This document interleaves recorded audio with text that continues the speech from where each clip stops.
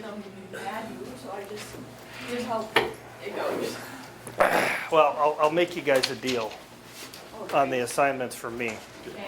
In theory, there's always you're supposed to do this many words, you're supposed to do these margins. My whole focus for today and Thursday is really going to be focused on, we'll talk about what we're supposed to talk about, but we're going to talk more about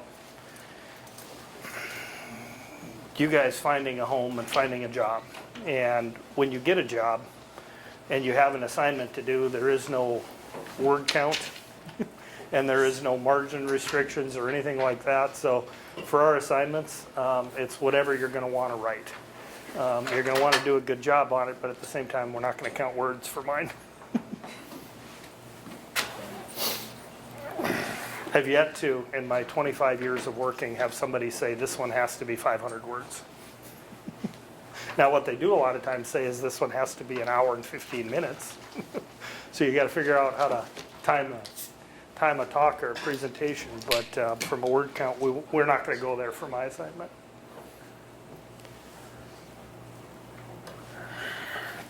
Got a couple of minutes. We'll wait.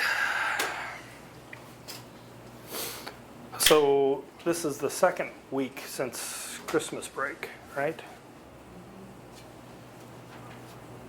Is it? Yeah. Third week. Third week. Second and a half, Yeah. So you guys are completely back into the swing, and I know. I hear you. So how many are, just show of hands, juniors versus seniors? How many seniors? Okay, and juniors? Okay. In between? Okay. I hear you there. I get that. So for those of you that are seniors, has it sunk in yet that you're getting to the end here? No? Sophomore year did, almost done. I remember being at about the point you are, and I came back from Christmas break, the spring semester of my senior year, and the first month I'm all excited because you've only got 3 or 4 months left. And then about the 1st of February I started to panic going, I'm going to have to feed myself from now on. There isn't going to be a lunch program for me. And reality started to set in a little bit, and it kind of changed my perspective on what I did my spring semester of my senior year. I had really 2 choices when I got to that point. It was either find a job or go home and work on the farm. And I really didn't want to pick rocks for the rest of my life, so I opted to try to find a job. What's that? That's torture. It is torture. It's basically, that's worse than really. Yep. Those are punishment. You had to get a 5-gallon bucket, go to the tree roll and pick rocks.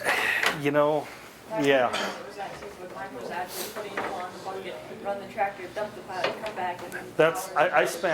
I spent one entire summer cleaning out, it was about 15 acres that used to be a junkyard. Oh, ours was breaking in like CRV. Ooh. No, break up CRV if you don't need to. Exactly. All right, well, it's 8 o'clock, we will get started. My name is DougRembolt. I better keep my coffee with me, it's early.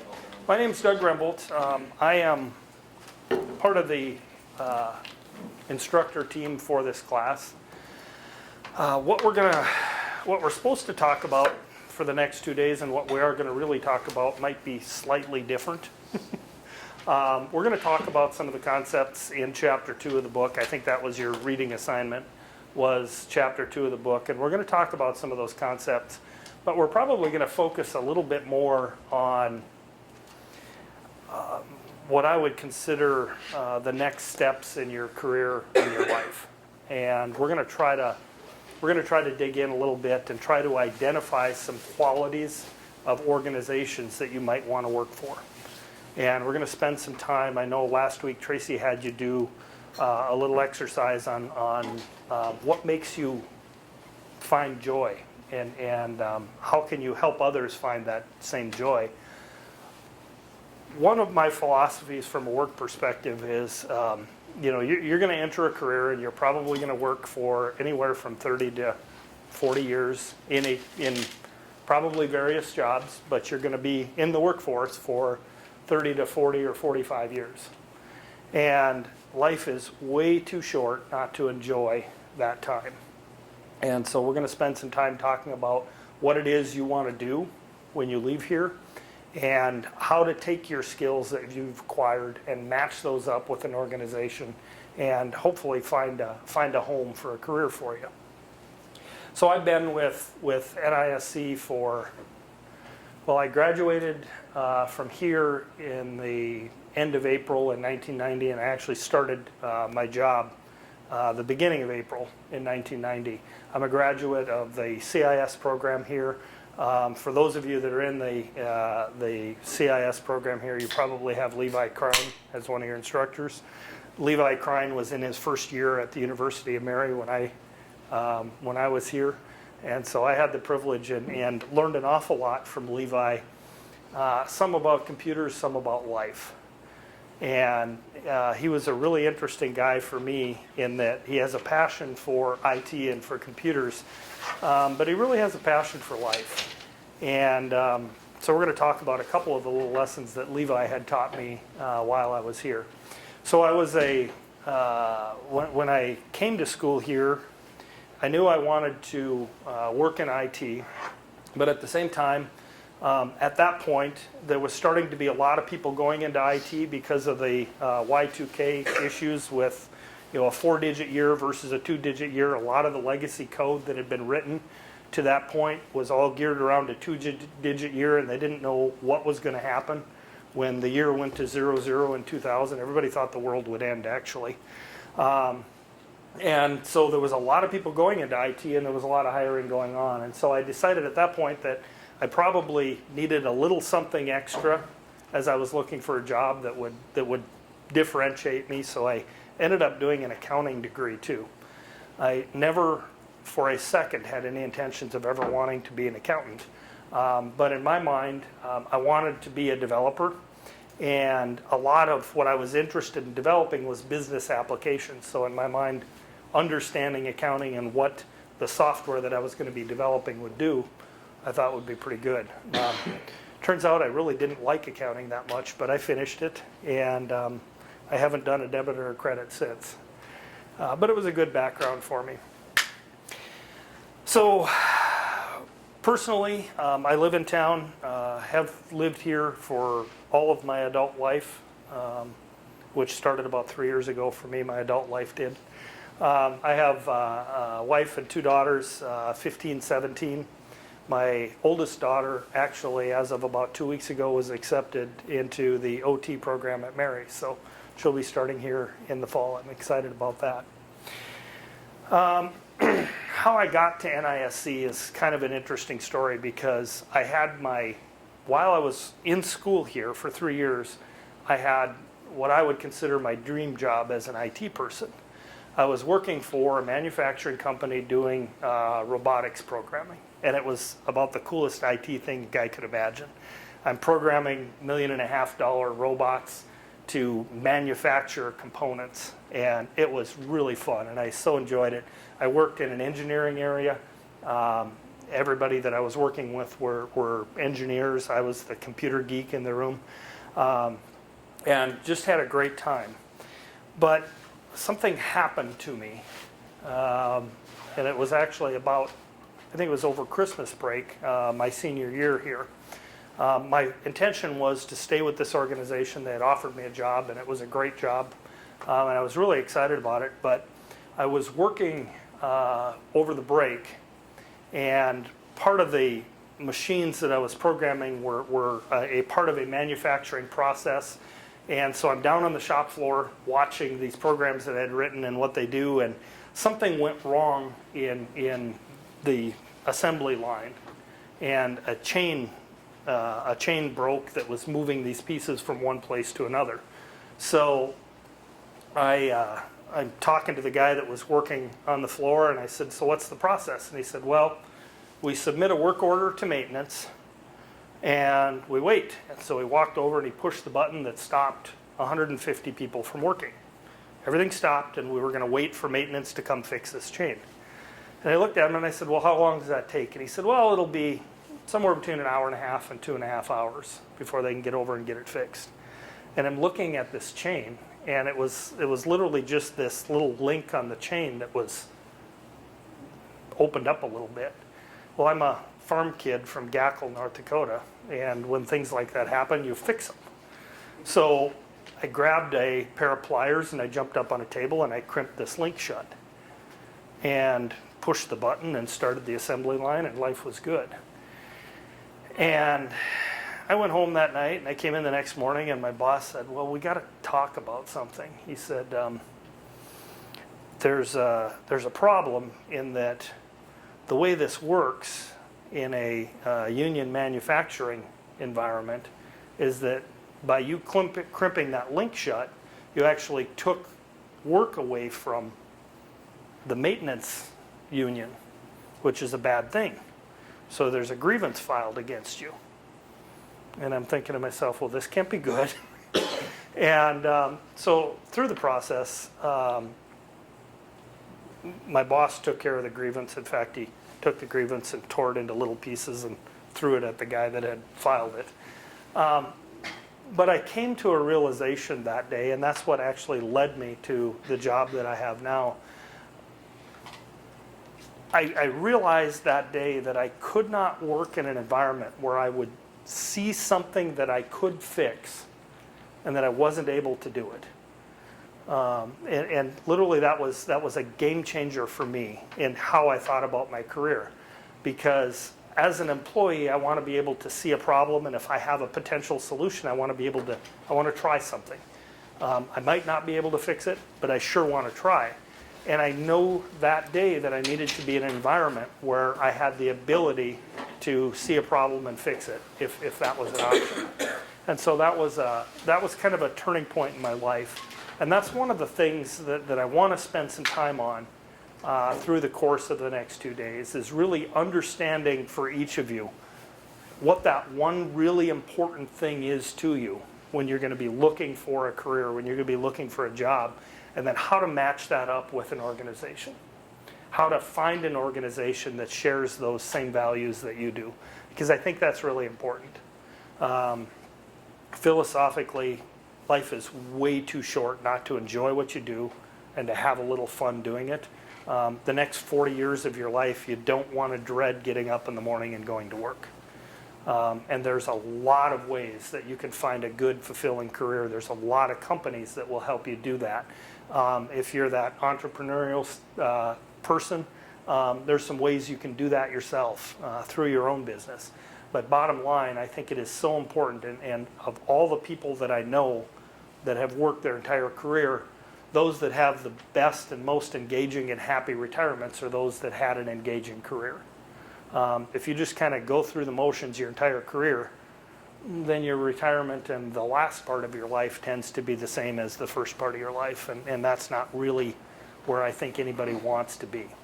So we're going to focus on trying to identify what it is you're looking for from an organizational standpoint, from an employer, and then how to match yourself up to that organization. Sound fair? Questions? Questions are good, by the way. I'm going to stand here and talk unless you ask me questions, and I'm not that interesting. So you're going to want to ask me some questions. Okay. So from a reading perspective, you guys read chapter 2 in the book, correct? Which is on the cooperative business model. I want to spend some time talking about what I would consider really the 3 primary business models that organizations fit into. There's obviously the cooperative model that you read about. There's the corporate or shareholder model, and then there's a nonprofit model. And I want to do a little compare and contrast, because I have got friends that work in the corporate world and for investor-owned organizations, and they have found the most engaging and compelling careers there. I've got friends that work in the nonprofit world, and they have made good careers and thoroughly enjoy what they're doing in the nonprofit world. And obviously, I've got some experience in the cooperative world. So I don't think I don't think it's about the structure of the organization. I think it becomes about the culture of the organization that you're going to go work for. That becomes the really telling point. So we're going to spend a little time going through some differences there. We're going to spend a little time on some examples of some really interesting cooperatives, because that's our chapter of study. And then we're going to see where that takes us. So I found this really cool, and it's cut off a little, sorry. I found this really cool compare and contrast on a website from the University of Wisconsin. They've got a really interesting program there, in that they have an entire curriculum dedicated to the cooperative business model. It's called the Center for Cooperatives. I've got a couple of friends that are instructors in that program, and it's really interesting because they spend a lot of time with corporate, with people that are going to work for corporations, helping them understand how the cooperative business model works. Because I think there's a lot you can learn from that model that you can take over to a shareholder-based organization as well. So I've got 3 columns on here: a cooperative, a corporation, and a nonprofit. And we're going to spend just a little bit of time talking about some differences. And the first and the most glaring difference. Morning. How are you? I could do better. Uh-oh. That's not good. Nice mug, though. So we're going to spend some time talking about the ownership. From a cooperative standpoint, the cooperative business structure, the members of that cooperative actually own the business. And the unique thing there is that each member has a single vote toward the governance of that organization. In a corporation, the shareholders, the people that buy the stock, are actually the owners. And if I was going to compare and contrast the two, if I'm a member of a cooperative, I buy a membership. So I'm a member of, for instance, REI, the sporting. I'm a big outdoors person. The big sporting goods store, REI, they've got one shop. I think it's in Bloomington, right outside of the mall in Minneapolis. They're actually a cooperative, and I paid $20 to become a member of that cooperative. And so I get 1 vote toward their board of directors. I get 1 vote toward any of their bylaw changes. I bought a membership. I'm only allowed 1 membership, and I have 1 vote. From a corporate standpoint, each shareholder has a vote, but they have a vote for each piece of stock that they own. So if I own 25% of the stock, I have 25% of the votes. So the compare and contrast there is that from a cooperative standpoint, no one person can ever control the organization. It's literally controlled by each person that's a member of that organization. And we're going to talk about some advantages to that and some disadvantages to that as we go. But from a corporate standpoint, if and one of my examples, there's an interesting organization. Does anybody like to research and read about organizations? Does that interest anybody at all? So for me, I'm fascinated by looking at the history of organizations. I'm a little geeky, I know. There's an organization that I'm going to talk a little bit about called Atlassian. They're an Australian-based organization. They're a software development company. And I think it was about 5.5 weeks ago, they went from a private organization to a public organization. And it's a really interesting story, because a lot of times when you talk to cooperative people, they talk about the corporations as being the bad organizations, and you got to work for a cooperative because they're the good ones, right? Well, Atlassian, in my opinion, from everything I've read and all the people I've talked to there, is really a good organization. They're a good corporate organization. They're structured in a way where they live by a set of values. They do good things in their community. They do all the things that a cooperative does, but they've structured themselves in a for-profit stock mode. One of their board of directors is actually a North Dakota guy, Doug Burgum, out of Fargo, North Dakota. Doug was one of the original founders of Great Plains Software. He then sold Great Plains to Microsoft for $1.1 billion. Went on to be a senior vice president for Microsoft for, I think, 11 years. Retired from that position, and then ended up, well, actually, he ended up on the board of a company called SuccessFactors, and was an investor in SuccessFactors, which he then sold to SAP and made another pile of money. And then now he's on the board at Atlassian, and by my calculations, on the day they went public, he made an additional $1.8 million in that Wednesday afternoon, which is pretty cool. But that organization is one that, in my opinion, has the same values and runs a lot like a nonprofit or a cooperative. They're there to serve their end consumer. They see their value and their stock value based on the fact that if they do a good job of taking care of their customers, their stock price will increase. I think that's actually pretty cool. The interesting thing from a nonprofit, so I told you a little bit about, sorry I'm jumping around a little bit, but I told you about my background in accounting. So I went through a full accounting program, and through that process we spent 99% of our time working on corporate financials and stock issuance and valuation and all those things. And I remember one day, as my junior year in intermediate accounting, one of my instructors said, oh yeah, by the way, there's these two other business models, nonprofit and co-op, but nobody really works in those models, so don't worry about it. Well, my first job in accounting was for a cooperative, and I'm going, I kind of wish I had paid a little attention to some of that model. So nonprofits are traditionally, they exist to provide a critical service to an underserved group. And the interesting thing about a nonprofit is that there really is no ownership in a nonprofit. The organization exists. There is no private nor public ownership in a nonprofit. They exist literally just to provide services, and the extent of their assets are what exists inside the organization and if they own any buildings. So where things really become different between a cooperative corporation and a nonprofit are why they're in business. What's their business purpose? So any cooperative that you read about is going to tell you that their mission is to serve their members. So the people that own them have a need, they form a cooperative, and that cooperative is then designed to serve the needs of their members.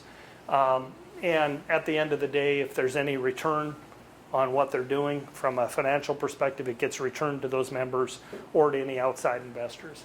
From a corporation standpoint, the purpose is to earn a return on the owner's investment. And bottom line, that's why corporations exist, is to make money. Making money is not a bad thing. Regardless of what anybody tells you, making money is not a bad thing. One of the key differences, and as people talk about cooperatives, a lot of times they think of them as not needing a margin and not really being concerned about the finances. That is absolutely not true. A cooperative, just like a corporation, needs to have a healthy bottom line. They need to be properly capitalized. They need to have a good debt to equity ratio, just like any other organization. It's just that their primary objective is not the profit or the margin. Their primary objective is to serve the members. There's a whole day that you're going to be talking about a concept that says there is no mission without a margin. And that's absolutely true. As somebody that works for a cooperative, we don't spend every day talking about the margin, but we do spend a portion of every day making sure that there's a margin, because we cannot accomplish our mission without a margin. Okay? From a nonprofit perspective, they exist literally just to provide services or information. Examples of nonprofits, there are several around town that provide services to homeless people, to people with disabilities, to a lot of nursing homes are structured as nonprofit organizations. So they're structured to provide essential services, but not necessarily provide any sort of a return on investment at all. Okay? So as we keep moving, how is the business financed from a cooperative perspective? I talked about my REI experience, my sporting goods stuff. I pay $20. That becomes a membership. That's how they actually raise capital. But at the end of the day, back to there is no mission without margin. REI operates every day on its margins it makes from selling its goods. But if they want to raise additional money, a lot of times they can secure normal loans just like any other organization, but a lot of times they will do a membership drive. There's a food co-op that is trying to form in Bismarck-Mandan right now, and it's been really interesting to watch. I'm kind of excited about it. You can't tell by looking at me, but I actually really do like to eat healthy, and food cooperatives tend to be organizations that work with local growers of food, provide sometimes organic, sometimes not organic, but provide fresh local food. Well, they are in the middle of a capital drive right now, and their biggest way to raise money is to gain members. I think the membership for the food co-op is $100, and so they've raised about, last number I saw was about $350,000 through $100 at a time, gaining members. They're actually going to open a store this fall, I think, which I'm pretty excited about. From a corporate standpoint, if you want to raise money, you sell more stock, and you can issue stock. You go through a valuation process. There's financial firms that will validate that there is a reasonable chance that people will see their money back on that stock before they're going to let it be issued and traded on a stock exchange.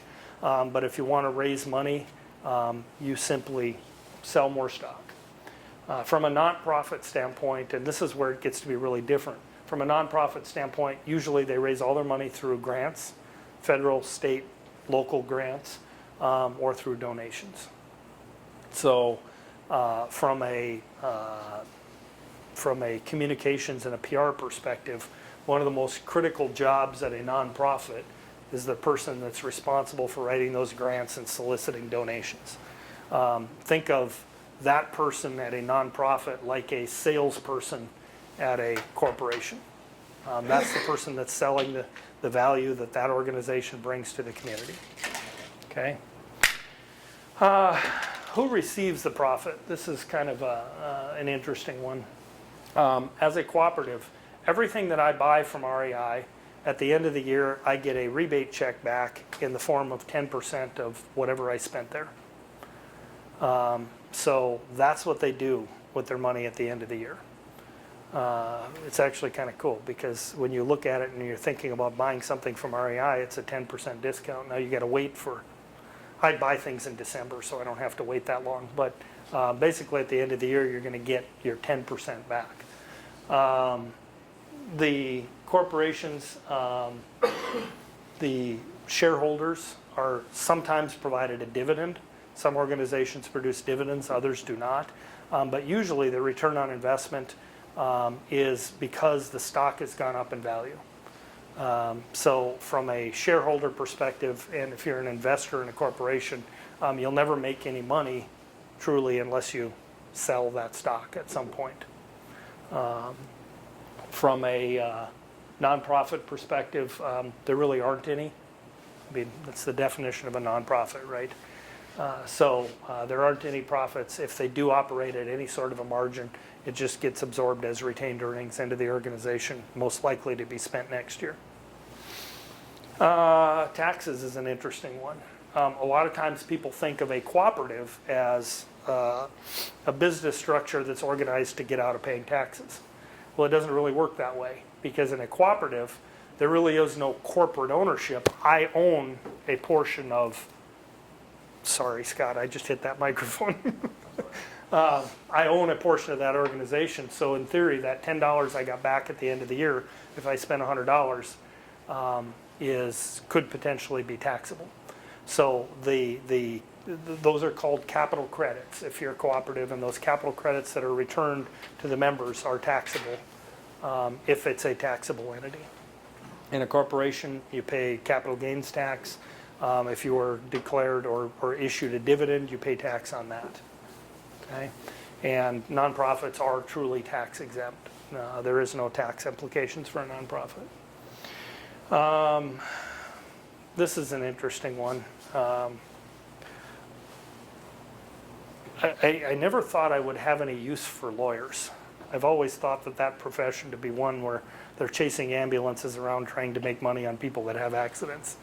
In my career, I have learned that a lawyer with morals and ethics is probably one of the most valuable members of the team, because they help you make sure you're doing things right. The value of a lawyer is not when you get in a lawsuit, it's keeping you out of a lawsuit. And I have really learned the value of good lawyers and helping an organization run in a legal way. So what's the legal liability of the owner? Well, if I'm a member of a cooperative, in reality, my total liability to that organization is whatever I've invested. So my complete liability as it relates to REI is $20. From a corporation perspective, it's limited to what I have invested. And from a nonprofit, there really is no owners, so the extent of the liability is the assets of the organization. If a nonprofit has a building and they're in a lawsuit where they're assessed damages, their only recourse is to sell assets and cover that liability. Okay? Questions on this? Does that make sense? Okay. Anybody have any thoughts on anything that jumps out on that page?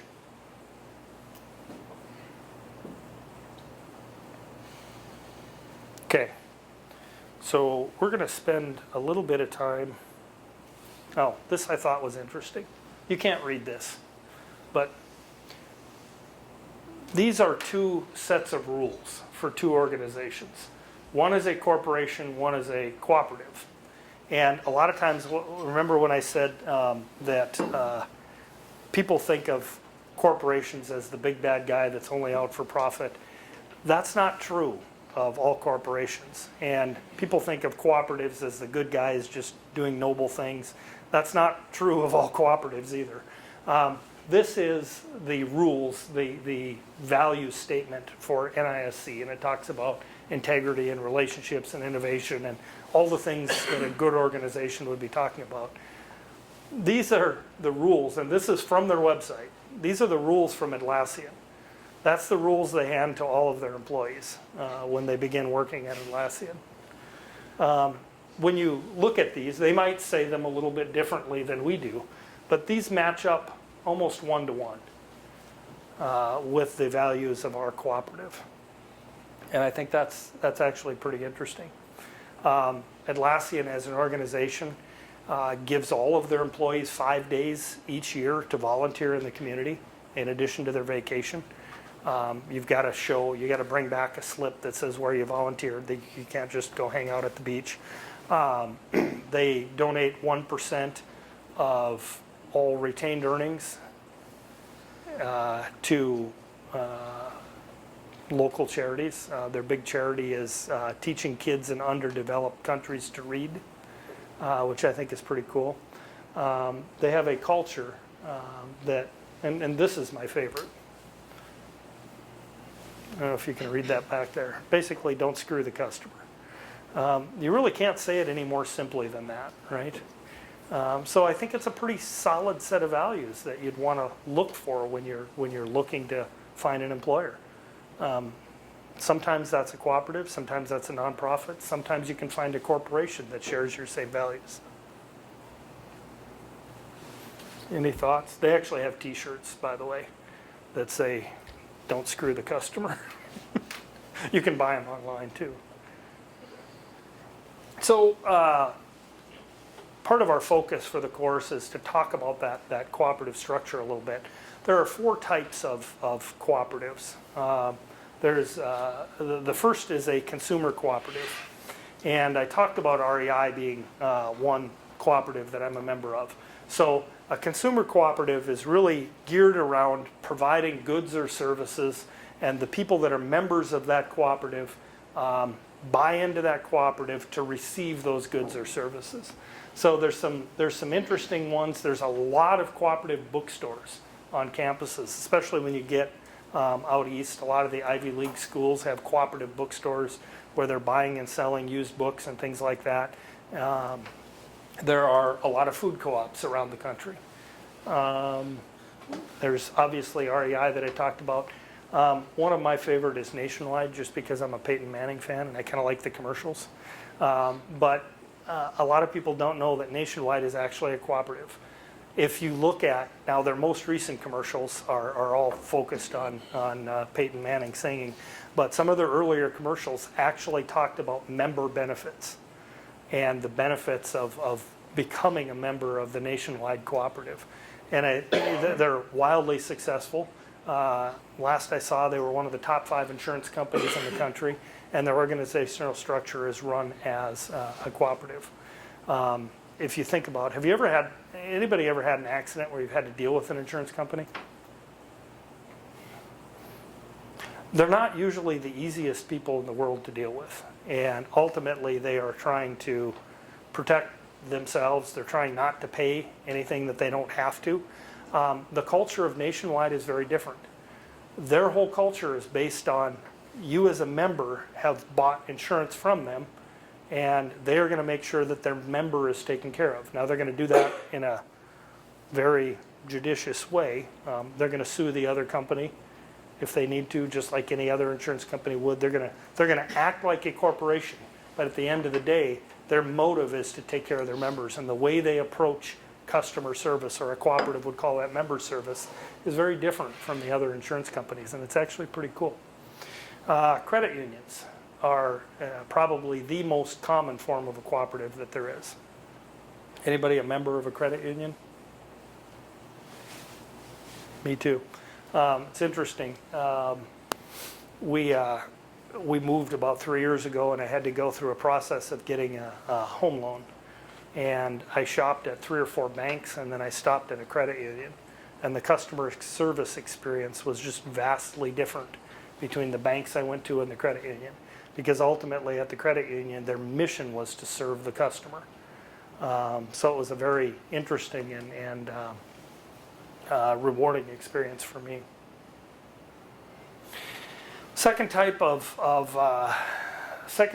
cooperative is called a producer cooperative. These organizations produce goods and then market them together. So you can't see the logo too well there. That's Ocean Spray cranberries. Ocean Spray is an organization that's made up of cranberry producers all over the country. And they band together, produce their cranberries, and then sell them under this brand called Ocean Spray. Same with Cabot Farms, a big cheese producer in the East Coast.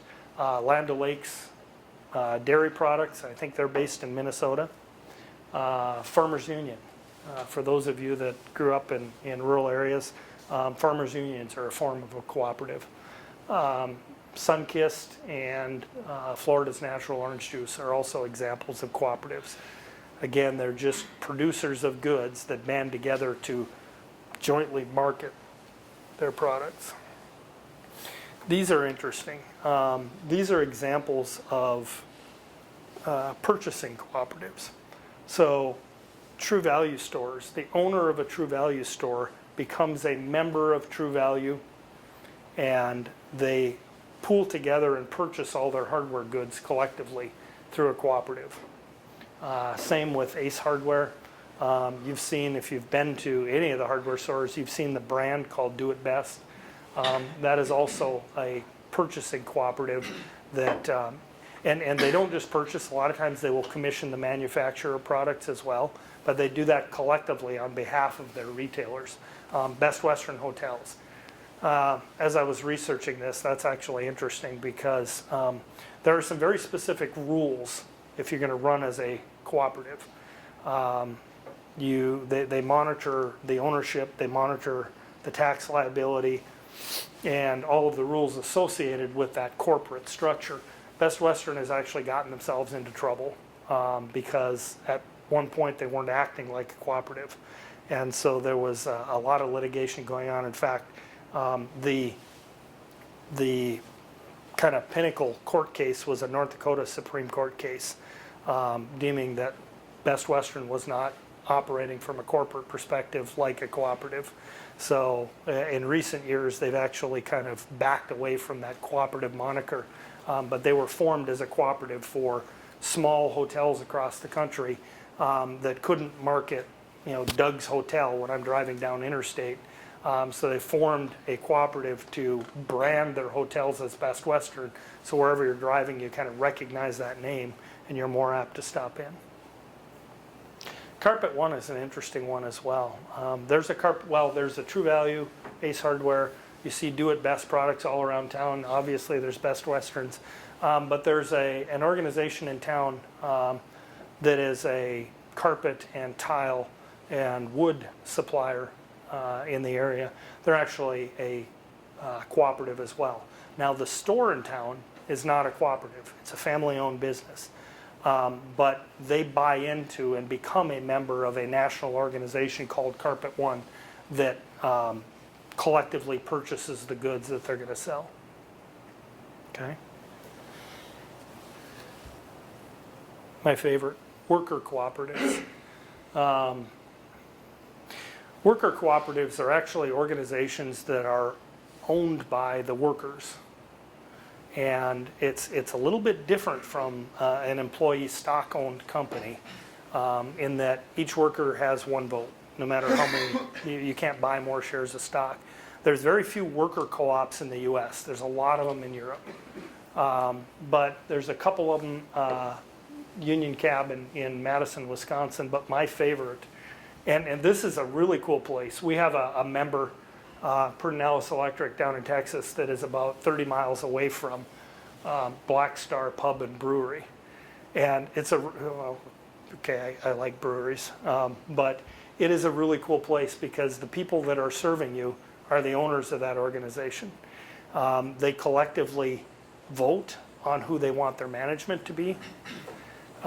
They create the rules for themselves as employees, as owners of the company, and they share in all the profits of the organization collectively as employees. It's a pretty cool environment.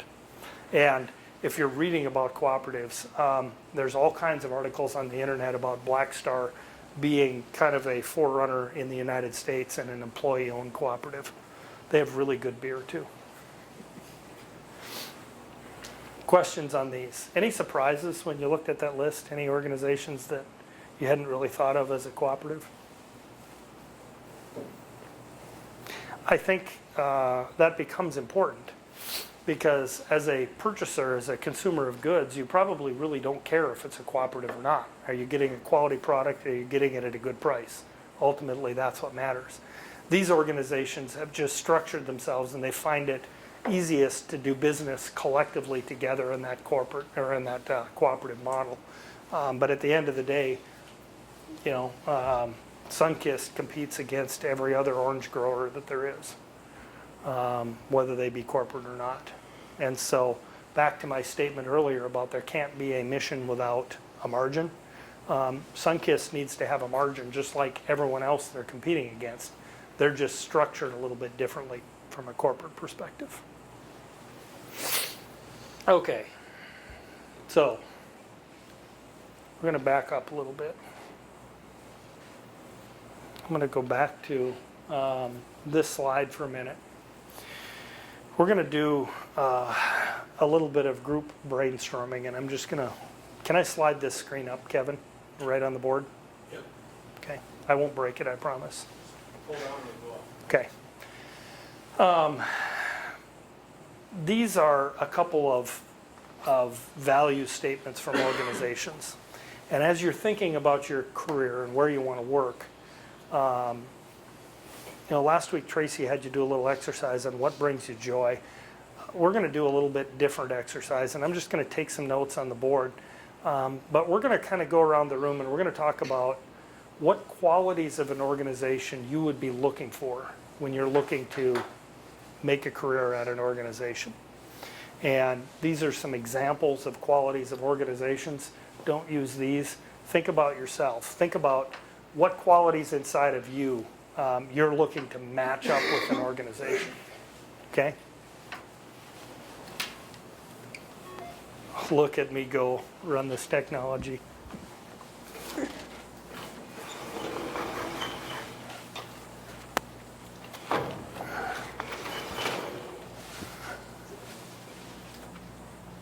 Okay, so first of all, before we do this, show of hands, does anybody know exactly where you want to work or what you want to do when you graduate? What do you want to do? I work at KLJ doing their penetration testing and security. Excellent. I know a lot of their security guys. They do a very nice job.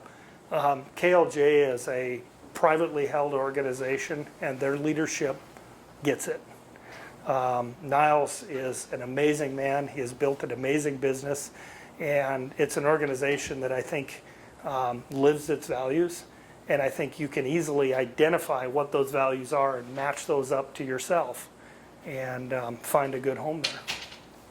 So, because you know you want to work at KLJ, and you know what you want to do at KLJ, why? I'm going to put you on the spot a They've little been bit. around the community for so long, they wouldn't be around for so long if they weren't trustworthy or a company that the community could look to for advice or consultation.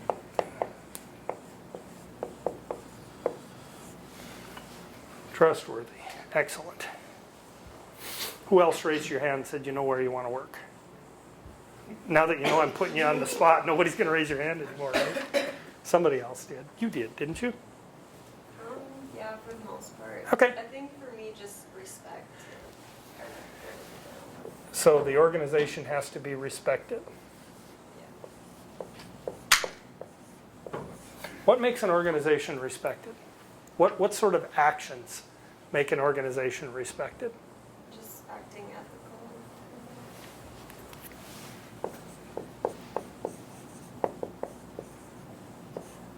Okay.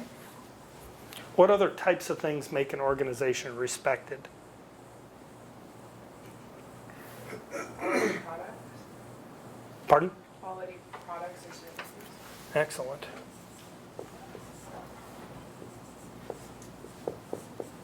There is no spell check on this, by the way. That makes me a little nervous. So I have to share I remember being in high school, and that was a long time ago for me. We actually had to type on manual typewriters. Electric typewriters were around, but I had an old typing instructor that thought, if you can type on a manual, you can type on anything. And I remember sitting in class, and it was the only B I ever got. And I remember sitting there thinking, a B is good enough. When on earth am I ever going to have to type? Turned out I was wrong. Okay, what are some other qualities of organizations? Give me as you're thinking about your career, what's important to you from an organizational perspective? As well as being respected, that the organization promotes and respects all persons within the organization, but also who they deal with.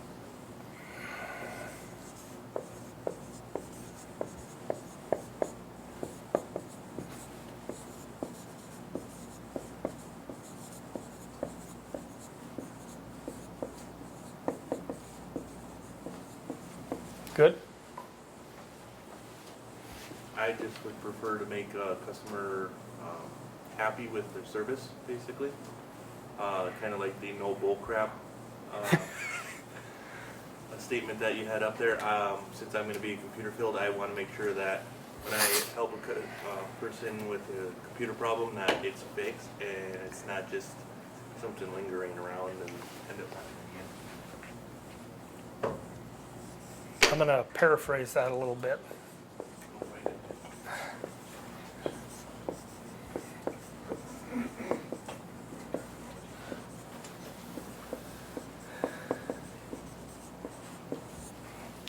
I paraphrase that into providing value for the customer.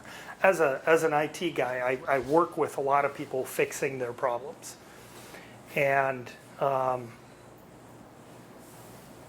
the end of the day, the customers that are happiest are not the ones where you just fix the problem, but you understand the situation and you prevent the problem from happening again. And I think there's a big difference between answering the question and fixing the problem. And I think you hit on that. Okay? Maybe freedom to be creative. I like that.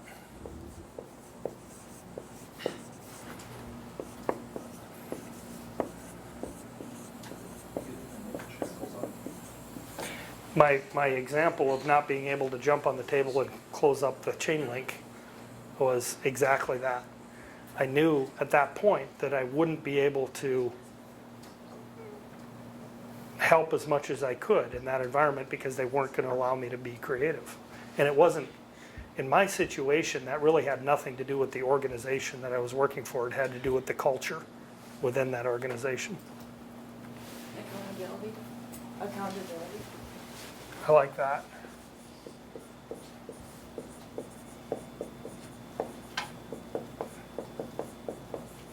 You know, one of the people that you're going to have coming to talk, I think in March, is Ed Wolf, and he's a good friend of mine. He was a roommate of mine at Mary. He and I got jobs when we graduated on the same day. He went to one organization, I went to another, and I remember him making fun of me because I went to the smaller organization, and he was laughing because he said, well, it looks like I got the better job. And he quickly learned in his time there that as an individual contributor, he wasn't really accountable for his work. He did a lot of work. He worked 50, 60 hours a week building rate analysis, and it then went to his supervisor, and he changed it. It then went to his manager, and she changed it, and then it went to a vice president, and they changed it, and then it went to legal, and they changed it, and the end work product he didn't even recognize that he had worked on. And he had no way to be individually accountable for it because it went through so many people before it ever got to be a product that was in a working environment, that he quickly learned that that wasn't the right environment for him because he didn't have a certain level of individual accountability. Well, freedom to be creative is pretty important to me. Okay? Because it kind of falls under respect, but I think that the reputation that a company has, the way they treat their employees and customers. I'm going to put that as a separate item.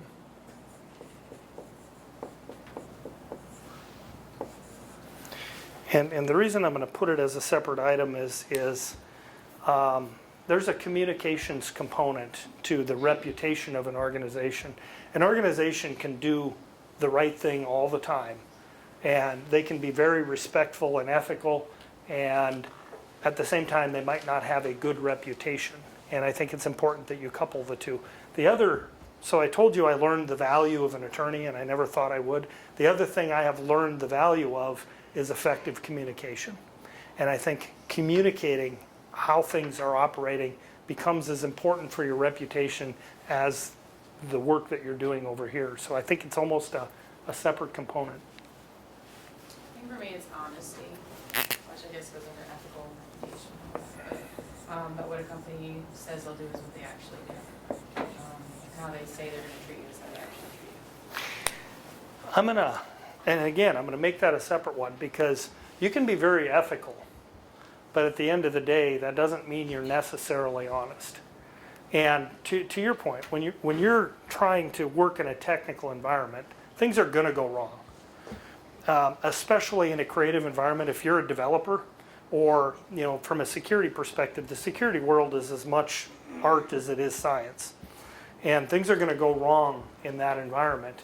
And how honestly you approach a situation where something you're working on went wrong becomes everything. As an organization, I have really learned the value of, and this is just my personal, sorry Scott, I keep doing that to you, my personal experience. At the organization that I work, we screw things up every day. It's just the way it works. We are a very creative organization. We have a lot of latitude in how we do things. And I have never seen someone fired for screwing something up technically. Where I have seen people get fired is if they screw something up and then aren't honest about it. If you screw something up and you're honest about what happened and what we can do to prevent it, life is good. But if you cover those things up, that becomes an ethical problem. That becomes a compromise of those shared values that we try to live by. So that's where we run into problems, is when we're not honest. From a technical perspective, 75% of what I do is trial and error. If you're trying to fix a problem, you got a good hunch, and hopefully you built up a lot of knowledge on experience that's going to get you through that. But at the end of the day, you're going to make some mistakes before you fix it. And if you're a software developer, there's going to be bugs. That's just the way software development works. How you react to those situations is everything. Okay? I want to work for a company that has really strong corporate social responsibility. That's they've had equal labor laws and fair trade.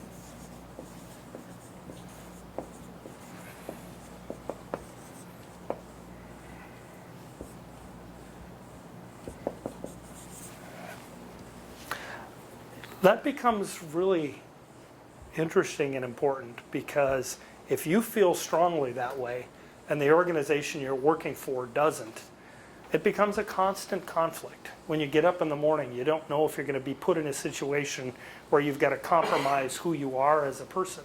And if those are things that you believe strongly about as an individual, in my mind, this becomes one of the most important criteria when you're selecting an organization. So just out of curiosity, I know a lot of you are in the IT field.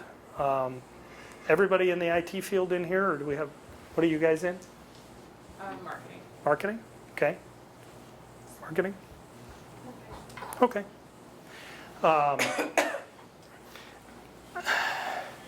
Reputation, honesty, social responsibility become absolutely critical from a marketing perspective. I spend a lot of my time marketing, even though that's not my job. And one of the most interesting situations I had from a marketing perspective is we were sitting showing our software platform to a very large prospective customer. And they're firing questions at me. It's really an energizing day. They're, all day long I'm standing in front of a group about this big, and they're just firing questions at me. How do you do this? Does your software handle this? And throughout the day I'm able to say, yes, we do it this way, or, we don't quite do it that way, but we handle it this way. And we got to a certain point about 2 o'clock in the afternoon, and they've got me pretty worn down. And they said, well, what about this functionality? We absolutely need something that does this. And I looked at them and I said, and at that point it would have been really easy to say, well, we kind of do that. I looked at them and I said, you know what, that's just something we don't do. And they said, well, when are you going to do it? And I said, well, we're probably not, because we're a co-op, we're owned by our members. Our other members don't have a big need to do that, so it's just not going to happen. And I'm thinking at that point, from a marketing perspective, we were sunk. And 2 weeks later, we had a signed agreement to do business with this new member. And so as part of that process, from a marketing perspective, we always do a postmortem, whether we were successful or not. Where did we go wrong? What did we do good? And they said their turning point was when we told them no, which was really interesting to me, because they said, we know a software package can't do everything. And had you not told us no to something, we wouldn't have chosen you, which I thought was really interesting. Okay? I think professional development for the employees as well. Something that was challenging for them. It allows them to grow, even with the possibility of advancing within the company.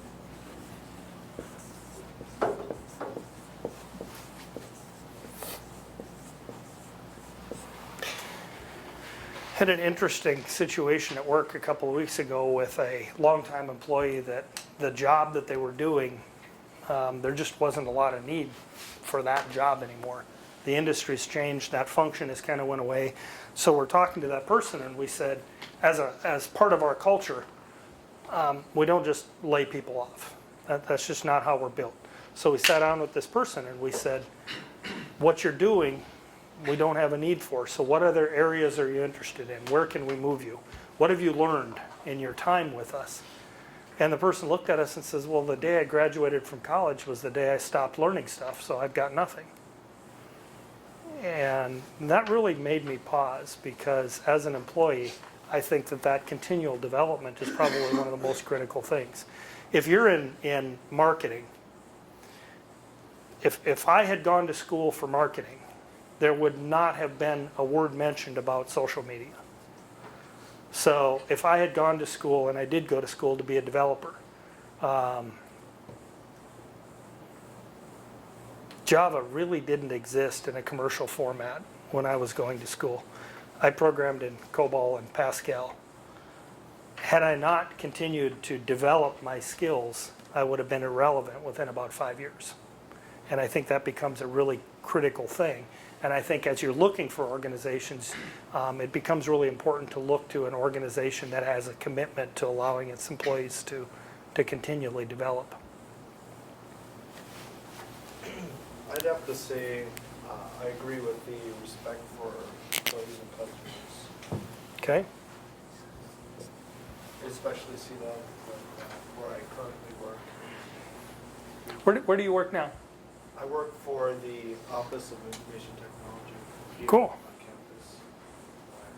Yeah, just respect for customers and respect for the other employees. That probably is what I value the most. Excellent. Do you find your job rewarding? Yes. And what do you find rewarding about it? What's the most rewarding thing you get to do when you're working? Well, and I kind of talked about this last week, but like working with the customers and then the success, you know, just helping them and seeing them happy when you're able to fix something. So. That's really interesting, and I think that I think you're onto something. Last week, when Tracy was here, you guys talked about what brings you joy. Finding something that solves a problem for someone else and brings you personal satisfaction, to me, is the key to a lifelong engaging career. I'd say probably how a company handles mistakes. So no company's perfect.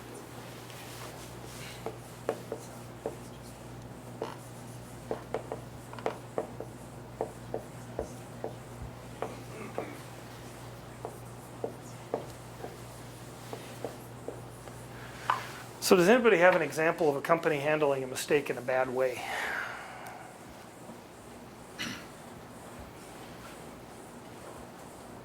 BP oil spill? BP oil spill is a good one. It's not my fault. Something went wrong. It was out of my control. It's not that bad. Someone had to know. Somebody had to know. And actually, there's a lot of evidence that somebody did know.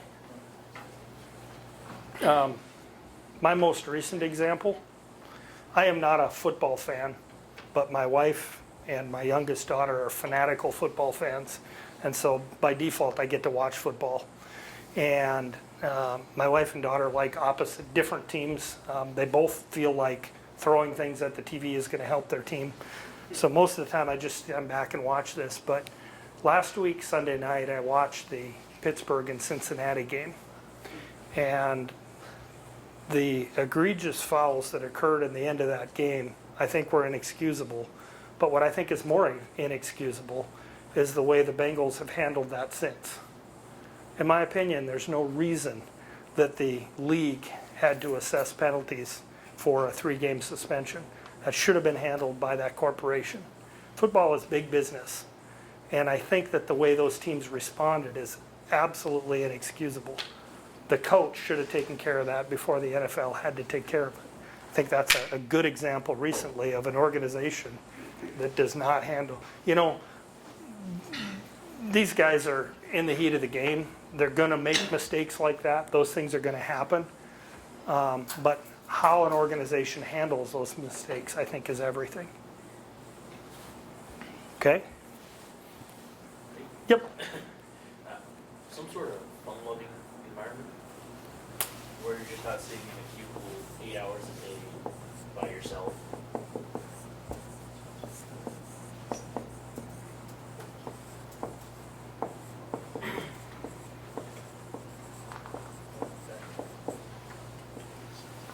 Okay. What makes an environment fun? Just where people aren't too serious, where you can crack a bad joke and maybe get a pity laugh every once in a while. I get a lot of those. Okay, I think that's, I talked about the fact that you're about to embark on the next 40 years of your life.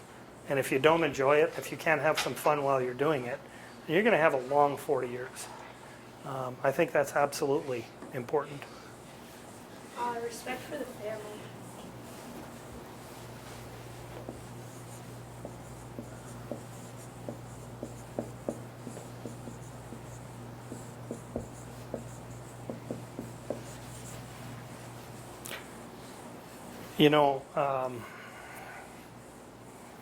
I had a coworker in my office last night at about 6:30, and he just stopped in on his way home.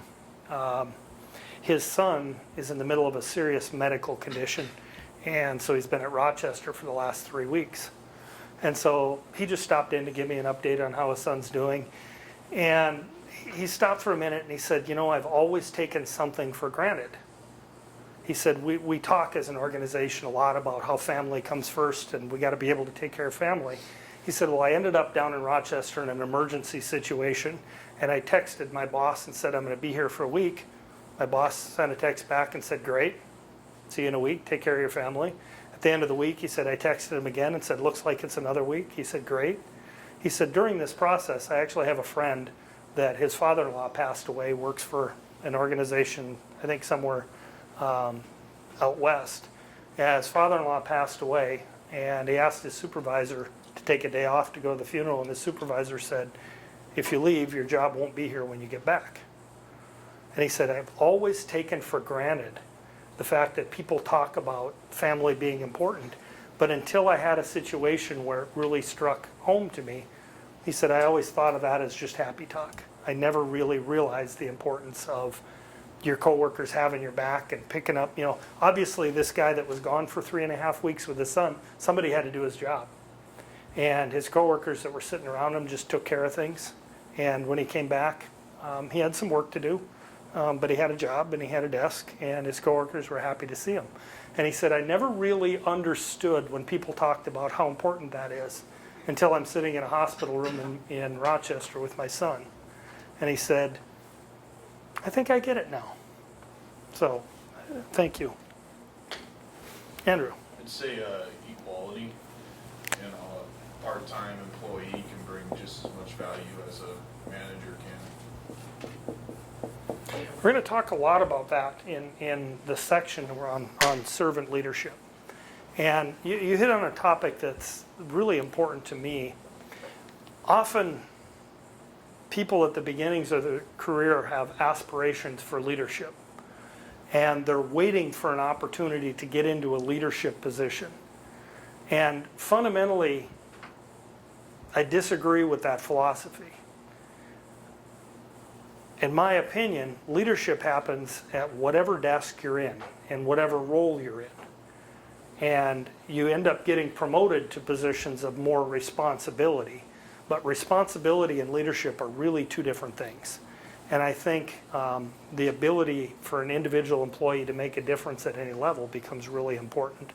And that if I could leave this group with any one thing, it's that leadership is not a position. Leadership is an attitude. Leadership is a demonstration of skills and a desire. And it happens at any level of the organization. Okay? Matthew? I'd have to say the relationship between employees. I hate the people you work with that you're really going to ask them for help when you can't figure out a problem.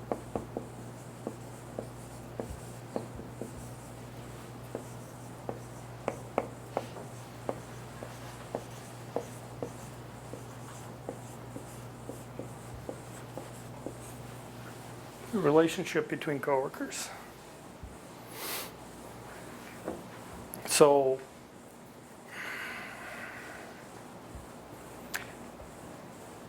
one of the best examples of this that I've seen is, and there's a couple of fast food places in town that if you, so I'm kind of a student of all things business and efficiency. And so there are a couple of fast food places in town where you go to, and the person that helps you is basically solely responsible for taking care of your entire order. Things tend to run slower, the person that's helping you tends to be grumpier. You go to other fast food places and they're calling out the order, and there's 3 or 4 people behind them that are all assembling this and helping that person fulfill that customer's need or order. And at the end of the day, everybody seems to be smiling, they're having a lot more fun, and the customer gets served better. And it's all because of the way those employees work together. I'd almost guarantee you that's a result of the culture that goes on within that business when the doors are closed. And so that's a good point. Any other thoughts?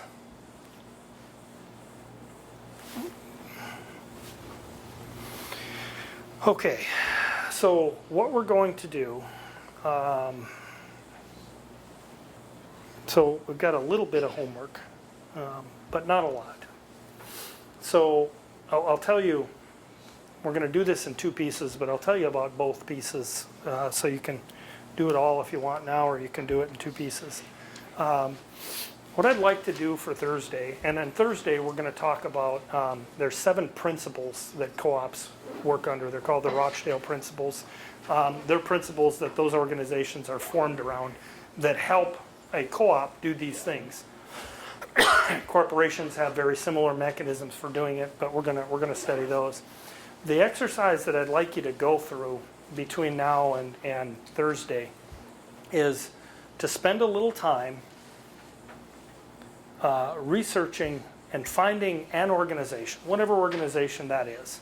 Spend a little time on the web and find an organization that you think matches up your attribute, your number 1 attribute here very well. So we're going to spend some time looking at information out there. So anybody have any ideas on where you'd start looking? So if I go to a corporate website, what are some of the things I might look at to help to try to identify if they match up to this? Mission. Okay. What else?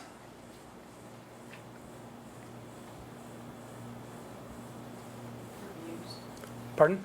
like customer reviews, as well as employee.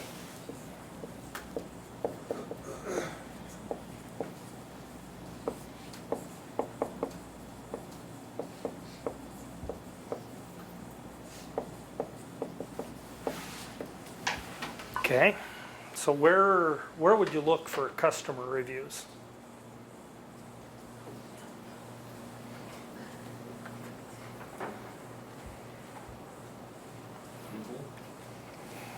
Google? Yelp? Those are interesting. And the reason I think those are interesting, and the reason I was asking the question, is because just about any corporation is going to put customer testimonials on their website. You think they're going to put the bad ones out there? So you're probably going to have to dig a little bit deeper than the website.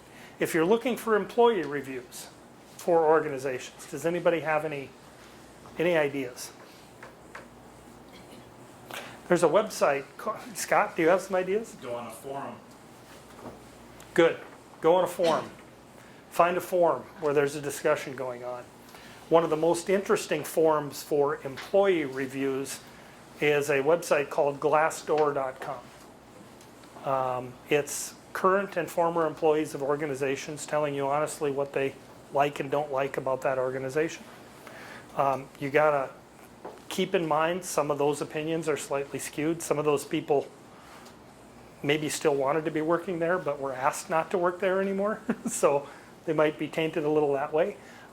They also might be over the top rosy because some organizations will have employees go post things too. So it's one source of information that you'll have to take into account. How else would you find out about an organization? Better Business Bureau. Good.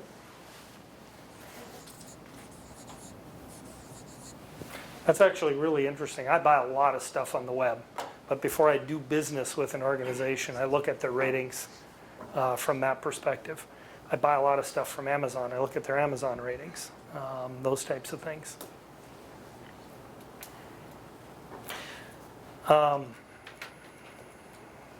In my opinion, the best source for any of this information is to try to find an employee. If you can find an employee, I think that one of my favorite organizations, and like I say, I'm a student of this whole business thing. One of the organizations that I think is incredibly well run, ethically run, employee focused is Shields. We're a family-owned business. They're now an employee-owned business. All the stock of the organization is owned by the employees. I've gotten great information about the culture of Shields by talking to someone on the sales floor at Shields. So find an employee if that's an option for the organization you're thinking about. Okay? So that's going to be part one, is what I'd like you to do is just, and I don't have this is going to drive Kevin nuts, I know it is. I don't have a word requirement. I'm not saying one page with these margins or 400 words or whatever. Write up a summary of this business, kind of what they do, how they're structured corporately, if they're a for-profit or a shareholder-based organization. Give me just a little history of what their stock has done. And tell me a little bit about why you feel they match up to your value that you listed here. And then what we're going to do for Thursday's homework is we're going to spend some time, and I'm going to have you write up a single page on if you were interviewing at that organization for a job, how would you sell yourself? How would you position yourself to tell them why this value is important and how you fit into their culture? Okay? Because ultimately, at the end of the day, we're all in school because we want to get a job, right? I'm assuming nobody hit that lottery last week, and everybody in here is going to be looking for a job at some point. So ultimately, what I want to do is pick an organization, and then once you've selected that organization, tell us how you would position yourself to be successful in working for that organization. Sound fair? Should be pretty easy. This shouldn't take 10 hours. And again, it's whatever you want to write. Just give me a description of that organization, and then for Thursday, how do you fit in and how would you sell yourself to them? One of the things I think it's important that you all understand is that I know a lot of people in the marketing area. I know obviously a whole lot of people in the IT area. The job market is amazing for you all right now. You will all probably have multiple job offers when you graduate. It is going to be very important for you to pick an organization that fits you, and an organization, probably more importantly, where you can contribute. And so that's going to be my focus. Okay? All right. We're good. Thank you all. Have a good day. Some citizen. What is this? I'm gonna take it. Do you know people at KLJ? Just the one guy that comes in and helps our program class. He does the same thing. Okay. If you want another, Tim Schwartz? Okay. If you want another guy to talk to, I got a friend that works there in their security area. So if you ever want his contact information or whatever, let me know.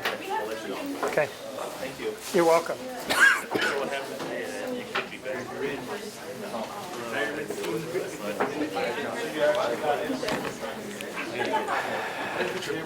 Doug, I'm sorry. No worries. Oh, you too. It's kind of an odd one out in this class. Okay. First of all, I'm a freshman, second of all, Awesome. I'm in healthcare administration. Well, that's very cool, actually. And as I was sitting here thinking about this, is there, have you like it came to my mind, it was like, is there a cooperative hospital anywhere? Has that ever been thought of or worked on or anything? There are some cooperative healthcare providers. I think it's more like on the clinic side. I will bring some information to class on Thursday. I got a guy. Actually, the country's leading expert on the cooperative business structure is going to be in our office tomorrow for a meeting, and I'll have a chance to catch up with him. He will know some off the top of his head.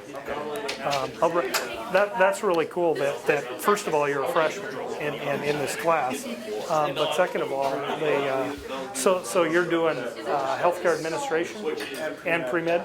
Okay. I don't know yet. I was going to let God see what it is, but I was thinking about maybe going to med school, and then after that, maybe administration role or something. See where I think that is so interesting because there are so many administrators that don't have a medical background, and I think it's hard for them to administer an organization where they don't understand what people are going through to provide that service.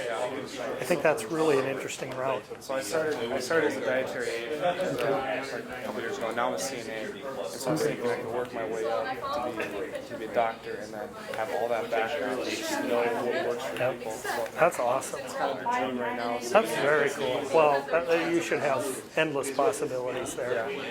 but I really appreciate you talking to Oh yeah, your guy. And I'm excited to see because it just came in my head. And I was like, yeah, absolutely. I'll get you some information.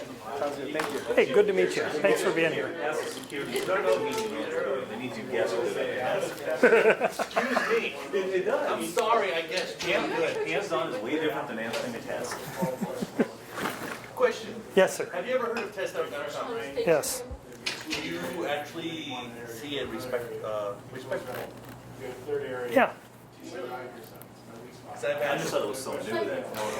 I see. For me, I do, and the reason I do is because my mindset is a little more like yours in that a successful test, I think, is important, but it doesn't mean you know everything. And if you can test out on this stuff, then don't waste all the other resources on going through. This is basically a certification thing. It's not like testing out of a class. Well, right, but it's a little bit of a shortcut, I think, at some extent. Yes. Yeah. Tests and Microsoft certs are way more in-depth. I was gonna say it's just a different certification. Yeah. See, from my perspective, a certification means that you can follow a curriculum, you can get through the process. Doesn't mean you know everything. That's why I like things like that. I'm a big fan of that. So, now, You didn't happen to get the computer guy, did you? when are you working? That's fine. I'll be in tomorrow, Wednesday. I'd like to catch up with you. I got some thoughts on something I want some help with, if you don't mind. Thanks. Truth is,